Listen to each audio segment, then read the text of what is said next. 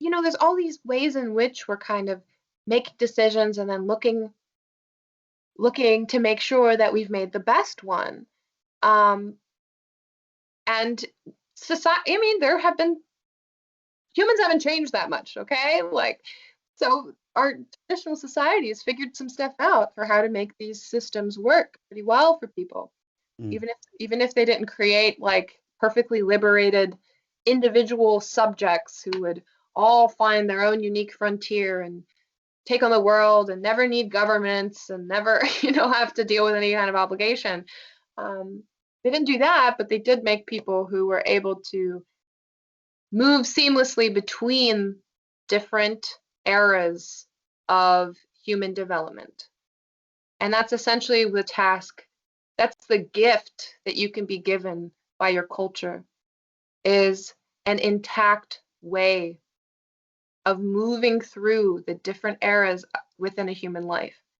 Each of those transition points, from being pregnant, to being in utero to being born, from being on the breast to being eating solid food, from being a child to becoming an adolescent, from being an adolescent to becoming an adult, from becoming an adult to becoming reproductive. And from that point, the process of aging. For women, obviously menopause. For men, they have a whole different trajectory. Um, all of those junctions are moments where there's a high amount of possibility for something to go wrong. Especially like, things that we can remember adolescence as like this period of time that's marked by chaos and uncertainty and a lot of weird behavior and like trying to find your place within a group.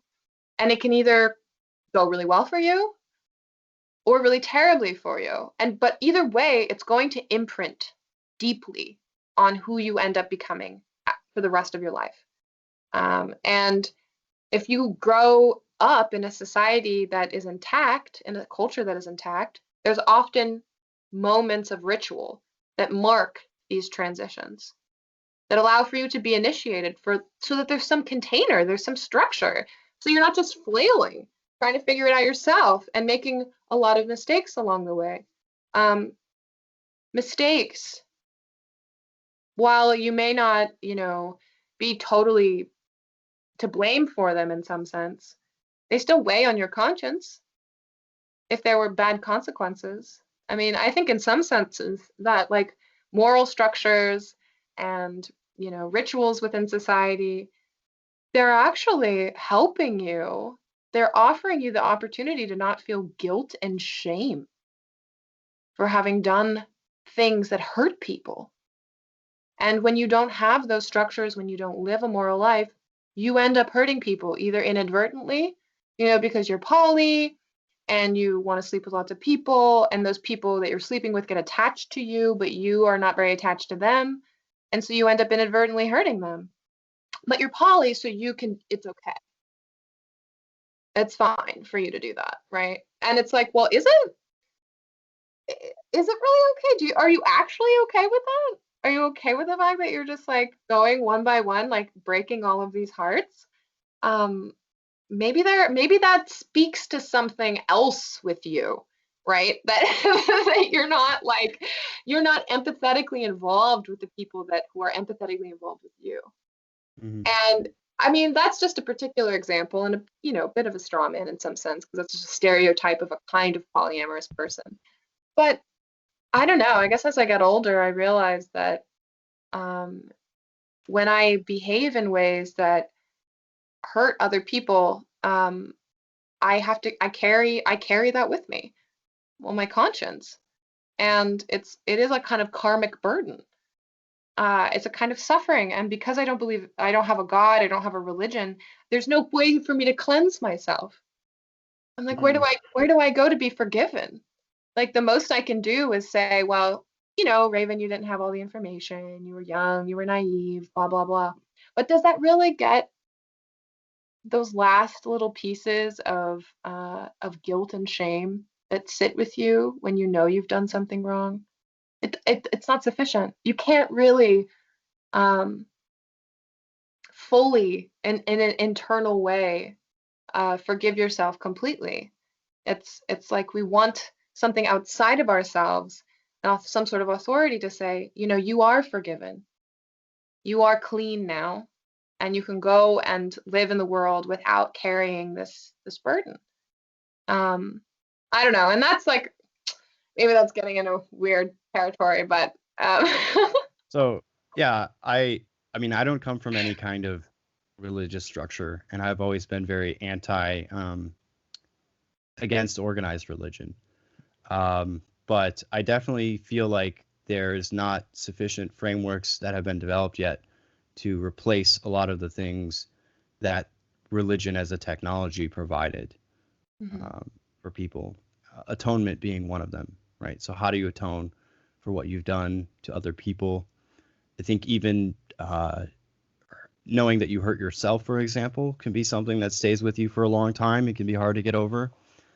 Um, and it's true that outside of religious language and religious structures, we don't have very good ways of processing that. Yeah, But that doesn't necessarily uh, fix the problem. It's sort of, I don't know. yeah. I mean, I guess I'd be curious why. Well, what are your major critiques of organized religion? So I've just never belonged to a church in any meaningful sense. My Well, so I'll just make it personal here, since you're asking me a personal question. My father is Jewish, and my Hmm. mother is Protestant, but not really religious at all. And so growing up, as I said earlier, my parents weren't together, and so I didn't really have any kind of, structural religious upbringing. And then on top of that, I was always very intellectually curious and quite open. So Yeah. the idea of abiding by a religious structure always was pretty repulsive to me. Hmm. And I hated going to church the few times that we did. There were a few years where we would sort of go and then not go. It was a lot, very on and off type thing. Um, and so I guess temperamentally, I'm just sort of not really, I don't really jive with organized religion that well. It's hard for Hmm. me to accept uh, a lot of the, well, I mean, besides just like metaphysical objections, it's Hmm. hard for me to accept a lot of the um, philosophical conceits that you have to make in order to belong to an organized religion that has a solid structure. And then, um, so those would be the main reasons. Hmm. But as I've gotten older, I've gained more of an appreciation for it. Certainly than I was younger, certainly more than many of my friends have. Most of my friends are still sort of devout atheists, I would say, and they sort of deride organized religion and think of it as a silly thing that is sort of archaic and oppressive and doesn't do any good. And sort of the Bill Maher, oh, the world would just be better without it type thing. And I've certainly come around really over the last 5 years, especially, uh, and seen that there's a lot that we left behind when we just sort of carelessly threw it Hmm. out. But I don't know, and especially I think because I don't have the religious context in my background, I don't really know how it is that one would go about trying to re-enter it. One of the things that I've been thinking about, especially with regard to this marriage question, is just that at a certain point in your life, you do have to just make a commitment to certain things. And you have to commit to a career path. You have to commit to a partner if that's what you want to have.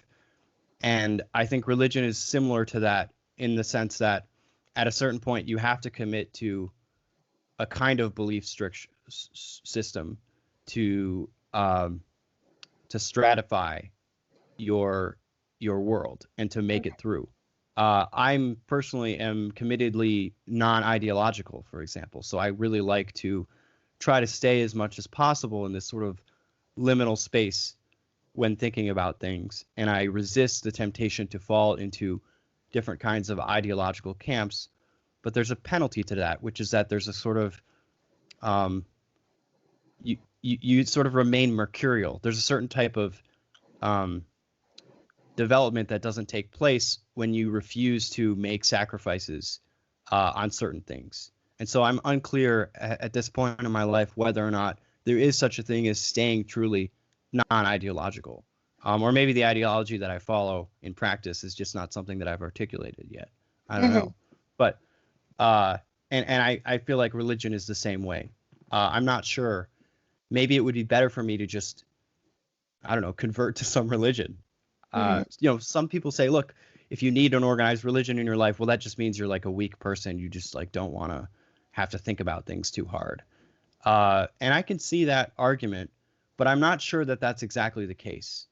And I'm not sure that even someone that grows up in society and has all of these mimetic cues from the people around them can fully differentiate right from wrong and find what it is that they should be doing without committing to some kind of structure. And the thing is, the organized religions that we have are evolved mimetic complexes. Mimetic here, not mimetic. Meaning that they have adapted over hundreds or thousands of years, and there's a reason they're still around, and it's because they have to be, in my opinion, they have to be useful in some way to the people that abide by them. And so I'm undecided on that. Yeah, I think that there's actually something. The way that secular people look at religion, I think, is very much on the level of like what the belief, what the ideas are, right? It's like, okay, well, what do these people believe? Oh, they believe in a patriarchal God figure that's like omnipotent and like I believe in the resurrection of Christ. What is this? Like, what is this wearing mixed threads? What is going on here? And I think that, for most people, like there's this kind of truism that Catholics don't read the Bible. Catholics don't read the Bible, right? Like what do they know like about what's actually happening in terms of the esoteric understanding of Christianity, right? Like, they have maybe a general understanding of like what their priest kind of indicates to them about what's going on within the rules of the Catholic Church. But even then, like if you go to a traditional mass, it's done in Latin, and what do you know about what's going on? So I mean, I think that it's easy for us, particularly if you're an intellectual, to take it at this face value. I think there's a Protestant influence here. Protestants are known for their kind of literal interpretation of the Bible. There are Protestants who only read the Bible. This is the only thing that they read, thing that they live by. And that really does change the way in which I think people in the West who've been so influenced in the Anglosphere by Protestantism, by its relationship to religion, that it's the one way in which we kind of imagine a religious life to be.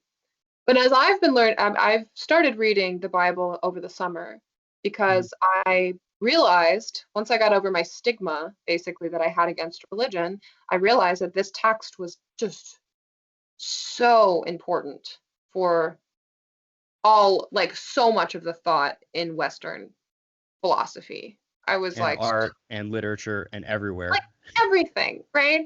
And I wanted to have a direct, like very Protestant of me, I'll admit, I wanted to have a direct experience with this text and, derive my own conclusions about what's happening in it. And I mean, it's a fascinating book to read. It's got a lot of really interesting insight into civilization, for example, the rise and fall of civilizations, and what it means basically to go against God's laws, particularly in the Old Testament. I mean, it's like every single story is, the Israelites like either sticking to God's laws when everyone else around them is not, and being saved, or being favored by God, or they become corrupted, and then the wrath of God comes down upon them. Right, a vengeful God. The vengeful God. And then you get into the New Testament and the story of Jesus, and it's super fascinating. And then of course I've also been influenced by Girard and his interpretation of Christianity, specifically the revealing of the scapegoat mechanism and the knowledge that seems to be within the text of mimetic desire of mimesis. And for me, what that reveals is that actually there's a lot of different ways in which people approach religious practice. And whether or not it's an intellectual interest for you is actually different than whether or not you follow the calendar. And I think this is something that's obscured from the secular vantage point. The calendar of which you live your life. We just use the basic pragmatic calendar. 12 months in a year, I guess 28 to 31 days in a month. There's some holidays. We live by the work week, right? Very Protestant, once again. But, if you are adhering to a religion, even if you don't accept the spiritual aspects of it, even if you don't accept the intellectual aspects of it, totally, and most of history people didn't. Like, most history people most didn't of read. history they couldn't read. Yeah, Exactly. They didn't read, right? Like, they were living their lives. Nobody knew what was in it. No, except yeah, the priest. Exactly. You're living by the laws, Mm-hmm. because that's what's holding the society together. But what do laws do? They move people in certain ways. It's like the rules of a game. If you change a rule in chess, like let's say instead of the knight making the L shape, it can move 3 spaces up and that's it. Like, that changes the movement of the game. So if you change the rules, the movement of the population changes. You change a calendar, the movement of the population changes. And a religious calendar, I think, is actually the thing that they don't know that they're missing it, but they are. It's actually the calendar. It's not necessarily a belief in God, it's the calendar itself. And so wait, hold on. Mm-hmm. I'm going to ask you to clarify. So are you talking about the pattern of behavior? Within the context of a calendar? Or, well, that the calendar compels you to? Creates a pattern of behavior. Mm-hmm. So, for example, Lent is coming up in February, and it's 40 days. That's supposed to be a living through the story of Jesus Christ when he takes 40 days and he's in the desert. So for those 40 days, you give up things. Different churches have different rules, but in the Eastern Orthodox Church, you give up fish, you give up meat, you give up dairy, you fast, you give up sex or alcohol. You abstain and you atone. And you go through this process of essentially creating a world in which you are in the desert. So you are living through the life of someone. In the Jewish tradition, you live through the tribe. You live through the story of the Israelites. And over the course of, I think it's about 2 years, you go through the whole Torah, right? So you're reliving these tales. It's like performance. It's like performance art. It's like a living kind of theater. And the thing about going into the desert, especially for people who are like, spiritual leaning or mystical leaning, you can understand on a metaphorical level what that might actually give you in terms of insight into your life, into the things that you value. The capacity to remove yourself from vice, from addictive aspects of your day-to-day life, and actually just change your circumstances for a period of time in coordination with your whole community, not alone, not just by yourself in your room, in your house, but actually in a calendar with other people. And not only in that temporal world of that specific year, that specific time, but also through history. Everyone of this faith does this thing in the calendar at this time. And that extends all the way back because it's an unbroken tradition. And I think that it's the coordination, it's the connection to history, it's the living through the lives of people of significance, of saintly or kind of mythical significance, that people are actually missing. when they're not being religious. A lot of people say, like, this is, I don't know, a lot of people are like spiritual, not religious. Mhm. I think that misses the point, personally. I mean, I think it's actually the The other religion way part. around. It's the other way around. It's, to me, at least. And that's the way I've been thinking about it, that like I'm actually attempting to try and understand the religious instead of emphasizing the spiritual, and recognizing that there have been people who've been going to church, and have been worshiping, who hold, the specifics of the religion itself very loosely, very loosely. They're not like necessarily dogmatic about their religious beliefs.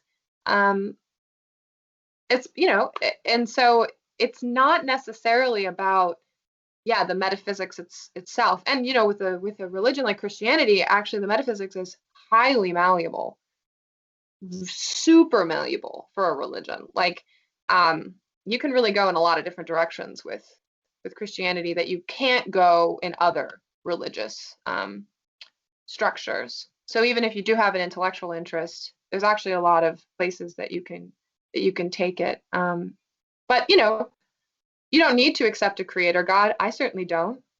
I don't accept a creator God, but I am interested in the idea that there is another kind of God that might exist, which is basically the God that is what people create.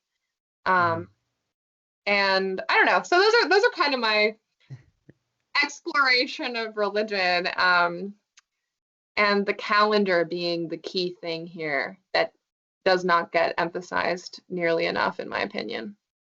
Yeah, well, it's sort of like having skin in the game, right? The difference between theory and practice. You can sit around meditating all day and say that you're a spiritual person, and maybe that will bring some kind of inner peace or satisfaction, but it's not quite the same. I mean, I guess your meditation practice could also become a real life pattern that also has reverberating effects. But the point being that beyond just an intellectual exercise, there is something to be had in the aesthetic experience and in the quality of going through these traditions. And like you said, doing so in community. And I think that's one of the things that we're missing a lot these days, that we can think about trying to bring from religion, or maybe be involved in as through a religion, to try to fight some of this atomization.